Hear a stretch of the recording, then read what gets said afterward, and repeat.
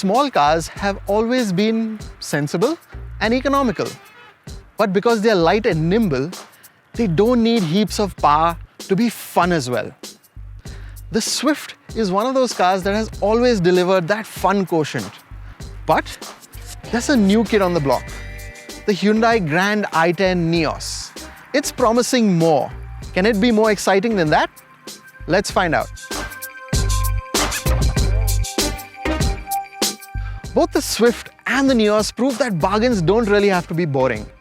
But for me personally though, it's the Swift with that lovely nice curvaceous shoulder line and this large grille that gives it a nice hunkered down stance that is the sportier of the two.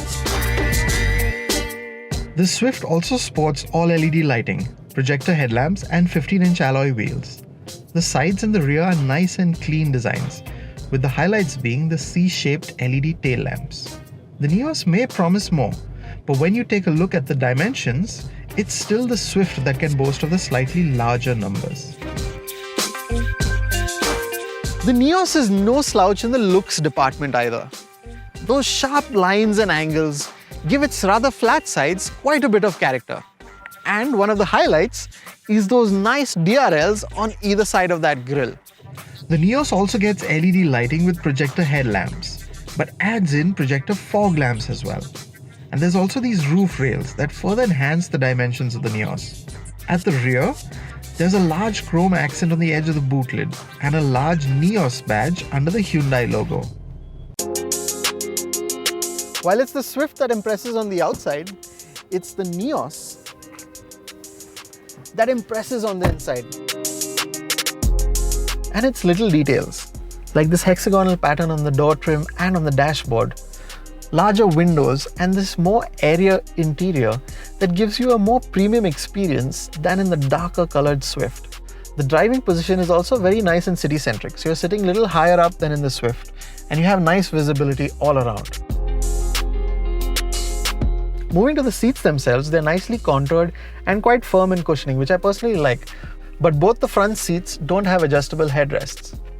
The other things we like are the nice tactile feel to all the buttons and controls. And the touchscreen also comes with physical buttons, and that helps adjusting things while on the move. And the wireless charging is also a nice touch and a first in the segment. The rear seats in the Nios may not be as accommodating of 3 than the Swift, but for 2 occupants, it's a better experience. There's better knee, head and foot room and rear AC vents as well. The seats themselves are better contoured and offer better under-thigh support.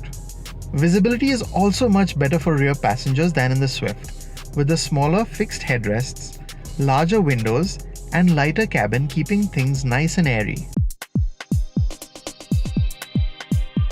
Yes, the all-black interiors of the Swift may not be quite as uplifting as the Nios, but there's a nice driver focus to most of everything that's in here.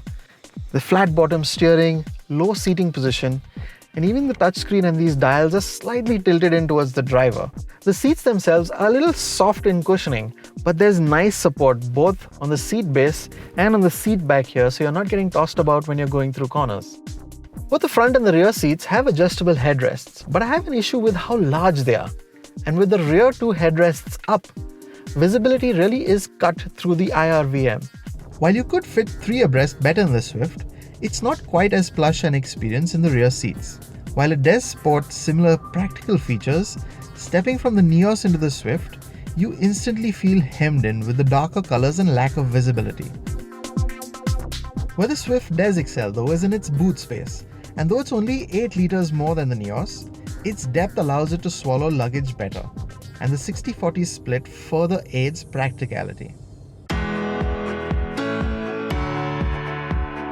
Hyundai seem to have been listening to all of our feedback, and cars like the Venue and now the Nios have really nice steering feel. It's not super light like they used to be, and in the city they're still easy to drive, but on the highway, it's nicely weighted now. And while they have managed to fix that, it's still lacking a little in feeling, so you can't really tell how much grip you have at the front wheels. But at least this is a step in the right direction.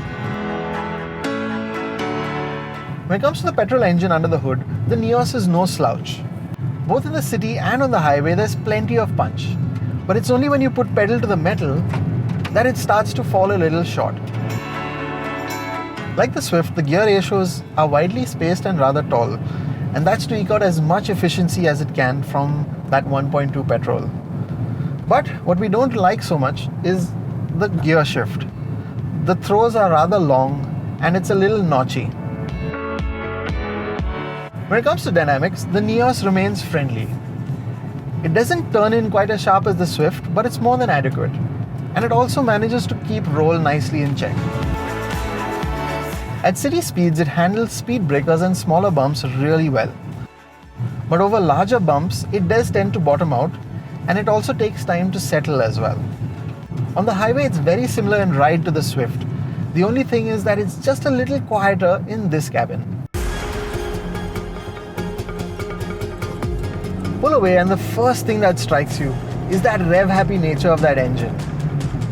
And that's when all those bits, the flat bottom steering, the low seating, and the way the controls are tilted towards the driver, all those driver focus elements start to make sense. And if you pick a corner and turn in is nice and sharp. Yes, this can be a really nice fun car. And there's a nice duality to that engine too. So at more sedate speeds in the city, you can just pick a gear and stay in it. It is really that tractable. Come into the gearbox and it shifts nice and snappy with shorter throws than the Nios. And like most gearboxes today, it's geared fairly tall. And that's because Maruti's A game is mileage. This one gives 22 kilometers per litre on the highway. Yes, it's a petrol. The Swift offers great all-round ride quality, and that means most bumps are handled in a composed manner. The suspension setup is a little stiffer, and that means you get just a little bit more movement in the cabin than in the Nios.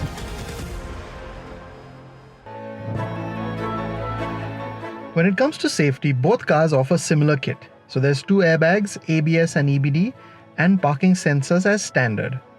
The Swift does additionally offer ISOFIX child seat mounts though.